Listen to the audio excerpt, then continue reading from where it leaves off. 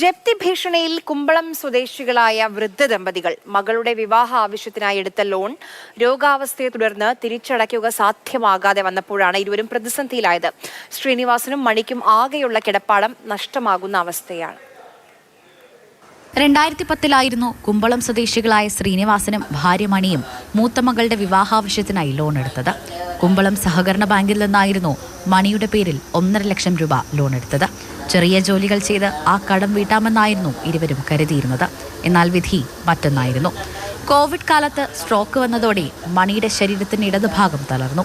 നിലവിൽ കിടപ്പ് രോഗിയായ മണിക്ക് മറ്റാരുടെയും സഹായമില്ലാതെ എഴുന്നേൽക്കുക പോലും സാധ്യമല്ല. ഇതിനിടയിൽ അപകടത്തെ തുടർന്ന് ശ്രീനിവാസന്റെ വലതുകാലിനും സാരമായി പരിക്കേറ്റു. കാലിന്റെ ശസ്ത്രക്രിയ കഴിഞ്ഞതിനാൽ ശ്രീനിവാസന് ജോലിക്ക് പോകുക സാധ്യമല്ല. നിലവിൽ പലിശയും കൂട്ടുപലിശയും ചേർത്ത് 6 ലക്ഷത്തിലധികം രൂപ തിരിച്ചടയ്ക്കേണ്ടതുണ്ട്.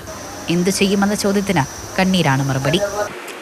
എന്ത് ചെയ്യുമെന്നൊരു പിടുത്തമില്ല, എവിടെ പോകുന്നതാണെന്നൊരു പിടുത്തമില്ല,